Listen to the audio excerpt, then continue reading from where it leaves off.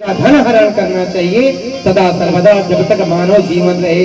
दया धर्म को मूल है, मूल नरक अभिमान, याते दया न छाणिए जब तक घट में प्राण। दयालु बनकर के जीना चाहिए, ये मनुष्य को करना चाहिए। और दूसरों के प्रति कौन सी भावना रखना चाहिए? सर्वे भवन्तु सुखिनः, सर्वे सन्तु निरामया, सर्वे भद्राणि पश्यन्तु मां। के यहाँ पड़ोसी का अच्छा बिजनेस व्यापार हो गया, कैसे हो गया, देख के जलना नहीं चाहिए और खुश होना चाहिए। हे प्रभु आपकी बहुत बड़ी कृपा है, देखो मेरा पड़ोसी कितना आगे बढ़ गया। अगर वो आगे बढ़ गया तो कल जरूरत पड़ेगी तो मेरे काम हो जाएगा। ऐसा भाव रखना चाहिए, जलना नहीं चाहिए। आजकल पता है लोग अपने दुख से कम दुखी हैं, पड़ोसी का सुख देख के ज्यादा दुखी है। ऐसे लोग कहाँ से कल्याण होगा बताओ? एक भागवत नहीं कहे 100 भागवत सुन लो, कल्याण होने वाला नहीं है। इसीलिए बार बार भागवत में क्या कहा जाता है? कृष्ण भक्ति परम श्रेया, मनुष्य तन पाए हो सर्वश्रेष्ठ कर्म क्या है? क्या है? कृष्ण भक्ति परम श्रेया। कृष्ण की भक्ति करो, ये श्रेष्ठ है।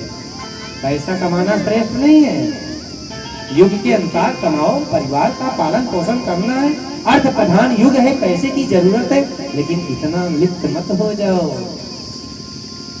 कि जैसे चींटा होता है ना, चीनी में या गुड़ में या किसी मीठे में जब चढ़ जाता है इतना लिप्त हो जाता है कि उसको पता ही नहीं रहता मैं कम खा रहा हूँ कि ज्यादा खा रहा हूँ, तो देखे होगे फिर उसी गोरे में मर जाता। इतना लिप्त मत हो। मनुष्य का तन मिला है तो चिंता मत करो, चिंतन करो। इसका कृष्ण भक्ति परम से बार बार वही की जाएगी पूरे भागवत में। दया धर्म को मूल है। धर्म का मूल क्या है? जड़ क्या है? दया। अमूल नरक अभिमान। सबसे बड़ा नरक क्या है? जो अहंकार अभिमान हमारे आपके अंदर है। मत मात्सर इसको निकाल दो। 2 प्रकार के होते हैं, एक होता है मत्सर और एक होता है मच्छर। मच्छर तो जानते ही हो आप लोग, मच्छर बाहर से काटता है, लेकिन मधुओं जो मात्सर होता है वो हमें और आपको अंदर से काटता है। जैसे लकड़ी के कीड़े होते हैं, अंदर अंदर लकड़ी को खोखला कर देते हैं। इसलिए मनुष्य तन पा करके मनुष्यत्व अपने अंदर लाओ, सबसे प्रेम करो, कृष्ण की भक्ति करो, दया करो, धर्म करो, सत्य बोलो। ये अपना। अच्छा महाराज, अब ये पूछे आप कि जिसके लिए सिर्फ 7 दिन बचा है वो क्या करे? तो भगवान के नाम का जप करके उनके चरणों में अपने मन को लगा करके और अपने जीवन लीला को समाप्त कर देना। थोड़े दिन बचा है तो परिवार का चिंतन मत करो, धन का चलने का चिंतन मत करो। करोगे तो अधेमुख भूत हमने आपको अभी बताया ना, अंत काले तुमामेव। अंत समय में जिसका चिंतन करोगे उसी योनि में चलोगे। आप अभी आगे कथा में सुनोगे, महाराज भरत ऋषभ देव जी के पुत्र हुए थे, गए थे तप करने और एक मृग के मोह में मृग करते अंत में प्राण निकल गया और अंत में मृग ही रट रहे थे तो मृग योनि को चले गए। तो क्या करो? भगवान का नाम लो। जब थोड़े दिन बचा हुआ है तो मन मत लगाओ, मेरा इतना धन है कौन संभालेगा, मेरा बेटा तो अभी छोटा है, या बड़ा भी हो गया तो संभाल पाएगा कि नहीं संभाल पाएगा, ये अपना जीवन यापन कैसे करेगा। अरे तुम कौन होते हो चिंता करने वाले? जब दांत न थे तब दूध दिए, और जब दूध दिए हैं तो अन्न भी देंगे। अरे जो परम पिता परमात्मा परब्रह्म परमात्मा है, जब वो हम हित नहीं चाहेगा तो तुम हित चाह के भी कुछ नहीं कर सकते। इसलिए भगवान का नाम जपो। बात समझ में आ रही है? भगवान का नाम जपो। जो मैंने आपको अभी बताया, काम भी करो, काम करते रहो, नाम जपते रहो, समय जीवन का यूं ही निकल जाएगा।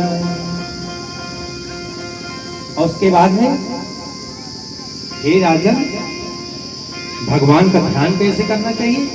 सत्वगुण, रजोगुण और तमोगुण को एक तरफ करके जितात्मनो जित श्वासो जित संगो जितेन्द्रिया स्थूले भगवतो रूपे मनः संधारयोधियः।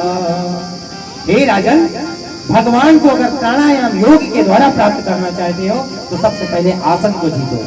आसन को जीतने का मतलब समझे, एक आसन पर बहुत देर तक बैठ जाओ। ये नहीं कि एक पैर उठा कर इधर कर रहे हो, फिर एक इधर कर रहे हो, फिर बहुत सारे लोग ऐसे कर ले रहे, ऐसे नहीं। जितासनो, एक आसन पर 1 घंटा 2 घंटा 3 घंटा 4 घंटा जितना बैठना पड़े बैठ के दिखा दो। अगर बैठ गए तो ये आसन को जीत लिए। जब आसन को जीत लो तो राजन फिर क्या करना चाहिए? जितासनो जित श्वासो, फिर प्राणायाम के द्वारा ओम भूः ओम भुवः ओम स्वः ओम महा ओम जनः ओम तपः ओम सत्यम ओम तत्सवितुर्वरेण्यं भर्गो देवस्य धीमहि धियो यो नः प्रचोदयात् आपो ज्योतिरसो मृतम ब्रह्म भूर्भुवः स्वरोम। प्राणायाम के द्वारा फिर अपने श्वास को जीतो। श्वास को कैसे जीता जाएगा? एक छिद्र से नाक के एक छिद्र को दबा लो, दूसरे छिद्र से धीरे धीरे श्वास को खींचो, और श्वास को खींचने में जितना समय लगता है उसका दुगना समय श्वास को रोको अंदर, और श्वास को रोकने में जितना समय लगता है उसका दुगना समय लगाओ श्वास को धीरे धीरे छोड़ने में। इस प्रकार से अभ्यास करते रहोगे राजन, तो श्वास पे आपकी विजय हो जाएगी। फिर जब तक चाहोगे तब तक अपने श्वास को रोक सकते हो, और अंत में जब श्वास रुक जाता है तो उसी को समाधि कहते हैं। जित श्वासो, और फिर संग को जीतो। संग को कैसे जीतना है? जैसे भी यहाँ कथा सुनने आए हो ना, बहुत अच्छा ध्यान दे करके, बहुत अच्छी तरीके से मन लगा करके कथा सुन रहे हो, लेकिन जब यहाँ से गए तो शर्ट और कुर्ता झाड़ दिए, यहाँ से सुने, यहाँ से निकाल दिए। जित संगो, और यहाँ से पहुंचे तो आगे जो बीड़ी सिगरेट वाला संगत होगा, जब पीने वाले की जो संगत होगी वहां शामिल हो जाओगे। अब ये तो यहाँ से जाओगे तो निकल जाएगा, और वो तो फिर रात भर चलेगी। तो जित संगो, ऐसे संग को जीतो, यानी जहाँ पर कथा हो रही हो, भागवत हो रही हो, देवालय हो, मंदिर हो, तीर्थ हो, वहां पर जाकर के भगवान का भजन करो, साधु संत ब्राह्मण की सेवा करो, उनकी संगत करो, और जो दुष्कर्म करने वाले जो दुराचारी लोग हैं उनकी संगत में मत करो। आप ये कोशिश करो कि हम अपने संगत का प्रभाव उनके ऊपर डालें, वो सुधर जाए, पर अपने आप को उसमें परिणित मत करो। इस प्रकार से सुखदेव जी महाराज कहते हैं, राजन जित संगो जितेन्द्रिया, फिर अपने इंद्री को जीतो। इंद्री क्या है? बस चाय के बिना नहीं जी सकता, कॉफी के बिना नहीं जी सकता, अरे मेरी ये लत है, मेरी ये नशा है, मुझे ये चाहिए नहीं। चाहे विधि राखे राम, चाहे विधि रखे, जो कुछ मिल जाए सो खा लो, जो मिल जाए सो पी लो, जहाँ रहने के लिए मिल जाए वहां रह लो, जो सुविधा आपके घर में है या और कहीं है उसी में रह लो। ऐसा नहीं कि मुझे ये व्यवस्था चाहिए। ये सारी की सारी जो मन की इच्छाएं हैं, इन इच्छाओं का दमन करो, इंद्रियों पर विजय प्राप्त करो, और कभी घी की पूरी मिले तो वो भी खा लो, कभी रोटी नमक रोटी मिले तो उसमें भी मस्त रहो। इस प्रकार से इंद्रियों को जीतो। ये नहीं कि एकादशी आ गई, अरे फिर पूछो मत, पकौड़ी चटनी मखाने की खीर, लौकी का हलवा, अरे तो व्रत रह रहे हो कि धरत कर रहे हो? धरत कर रहे हो। अरे जितना भोजन नहीं करते उससे ज्यादा तो फलाहारे कर लिए, तो व्रत का मतलब क्या हुआ?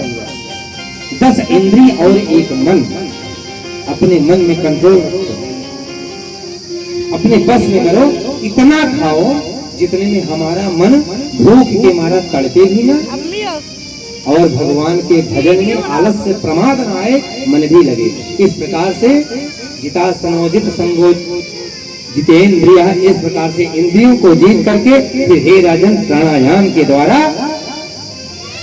स्थूल रूप क्या है? पूरे संसार को भगवान का रूप मानिए, और रूप मान करके भगवान की छवि उसी में देखिए। कैसे? सिय राम मैं सब जग जानी, करहु प्रणाम जोर जोग तारे राम जग करहु प्रणाम जोर जोग तारे